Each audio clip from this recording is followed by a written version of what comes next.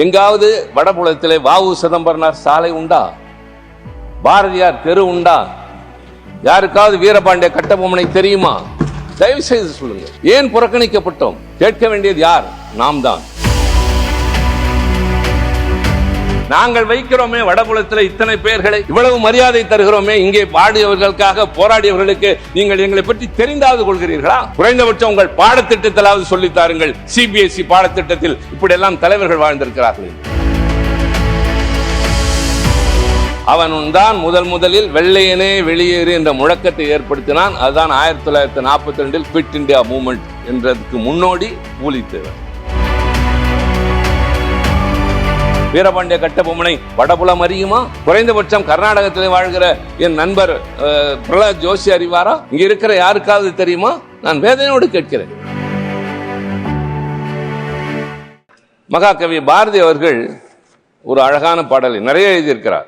விடுதலை வேட்கையை குறித்து, எந்தையும் தாயும் மகிழ்ந்து குலாவி இருந்தது இந்நாடே, அதன் முந்தையர் 1000 வாழ்ந்து முடிந்ததும் இந்நாடே, அவர் சிந்தையில் 1000 எண்ணங்கள் சிறந்து விளங்கியதும் இந்நாடே, இதை நான் சிந்தை வந்தனை கூறி மனதில் இருத்தி என் வாயுர வாழ்த்துவேனோ, வந்தே மாதரம் என்று வணங்குவேனோ என்று சொல்கிறார். அன்றைக்கு அந்த பாடல் எல்லா திசைகளிலும் ஒலித்தது. இப்பொழுது நான் சொல்ல வருவது, அவைத்தலைவர்களே, உங்களுக்கு வரலாறு நிறையவே தெரியும். இந்த விடுதலை உணர்வு என்பது, வெள்ளையர்களை எதிர்த்து போராடுவது என்பது ஏதோ 20ஆம் நூற்றாண்டு 19ஆம் நூற்றாண்டின் இறுதியிலே வந்ததை போல ஒரு தோற்றம் வரலாறு எழுதப்படுகின்றது. வரலாறு எழுதப்படுவதை பொறுத்து தான் அது அடுத்தவர்களால் நம்பப்படுகிறது. உலகத்திலே மாவீரன் அலெக்சாண்டர், உலகத்திலே மகா பெரிய கொடுங்கோலன் செங்கிஸ்கான், இப்படி எழுதினார்கள்.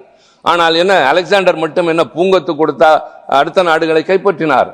அவரும் தலைகளை கொய்தார், அவரும் போர் தொடுத்தார், பல பேரை கொன்றார். செங்கிஸ்கானும் அதையே செய்தான். ஆனால் எழுதியவர்கள் அவர்களுக்கு ஆதரவாக எழுத ஆரம்பித்த போது அலெக்சாண்டரை மாவீரன் என்றும் இவனை கொடுங்கோலன் என்றும் சித்தரித்தார். என்னுடைய கவலை, மற்றவர்களுடைய பங்களிப்பை நாங்கள் கொஞ்சம் கூட நாங்கள் மறக்கவில்லை.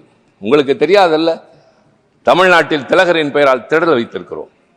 நேதாஜி சுபாஷ் சந்திர போஸின் பெயரால் சாலைகள் வைத்திருக்கிறோம். கஸ்தூரிபாய் காந்தி மருத்துவமனை என்று காந்தியினுடைய மனைவியின் பெயரால் மருத்துவமனை வைத்திருக்கிறோம்.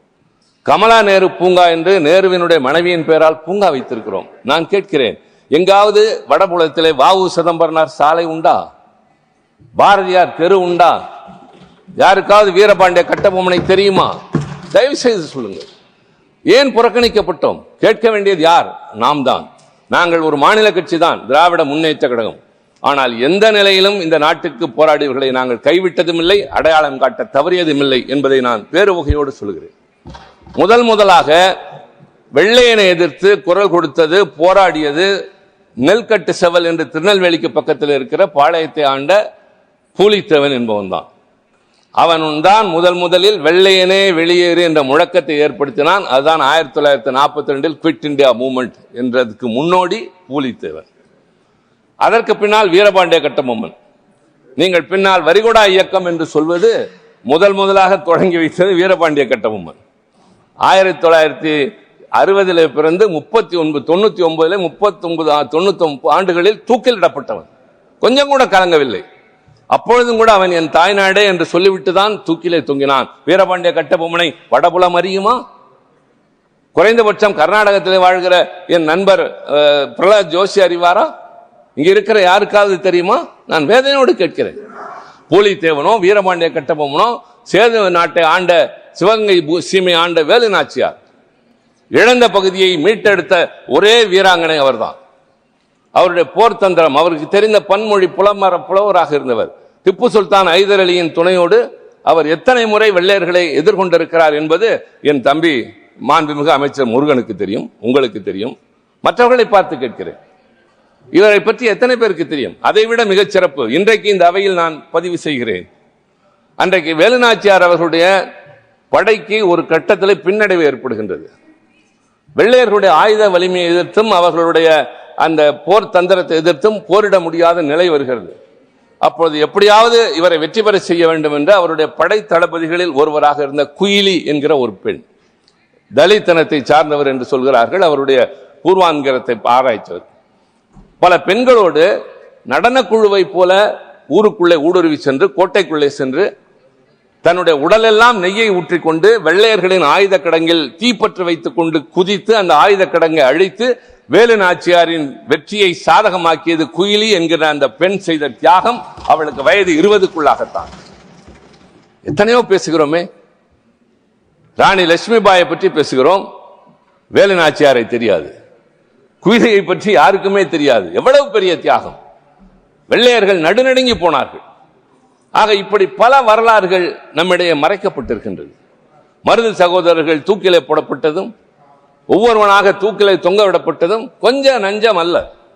அதே போலத்தான் பாரதியார் வறுமையிலே வாடினாலும் அவர் பாடிய பாடல் திக்கட்டும் ஒலித்தது. வ.உ.சி.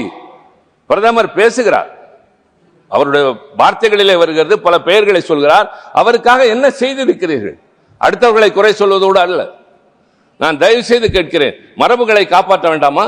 சரித்திரத்தில் இல்லாத அளவிற்கு 2 ஆயுள் தண்டனைகளை பெற்ற ஒரே தலைவன் வ.உ. சிதம்பரனார் தான். சிறையில் என்ன நடந்தது? மற்ற கைதிகளைப் போல கூட நடத்தவில்லை. அவரை செக்கிழுக்க வைத்தார். எண்ணெய் ஆட்டுகிற செக்கினை மாட்டுக்கு பதிலாக அவரை வைத்து இழுத்த கொடுமை உங்களுக்கு தெரியாதா தலைவர் அவர்களே? எத்தனை இடங்களில் நீங்களும் பேசியிருப்பீர்கள், எவ்வளவு அறிந்திருப்பீர்கள். செக்கிழுத்து வெளியே வந்து சக்கையாக விழுந்தார். சிறையிலே அவரை போலவே சென்ற வீரன் சுப்பிரமணிய சிவா வெளியே வந்த போது தொழுநோய் வந்து செத்தார். என்ன தந்தது இந்த நாடு அவர்களுக்கு? அதைத்தான் கேட்டேன். நாங்கள் வைக்கிறோமே வடபுலத்தில் இத்தனை பெயர்களை, இவ்வளவு மரியாதை தருகிறோமே, இங்கே வாடியவர்களுக்காக போராடியவர்களுக்கு நீங்கள் எங்களை பற்றி தெரிந்தாவது கொள்கிறீர்களா? குறைந்தபட்சம் உங்கள் பாடத்திட்டத்திலாவது சொல்லித்தாருங்கள். சிபிஎஸ்இ பாடத்திட்டத்தில் இப்படி எல்லாம் தலைவர்கள் வாழ்ந்திருக்கிறார்கள் என்று. ராணி அப்பக்கா என்று ஒருவர் கர்நாடகத்தில் வாழ்ந்தார். யாருக்கு தெரியும்? எத்தனை கொடுமைகள், எவ்வளவு பேர் தியாகம், கொஞ்சம் நஞ்சம் அல்ல.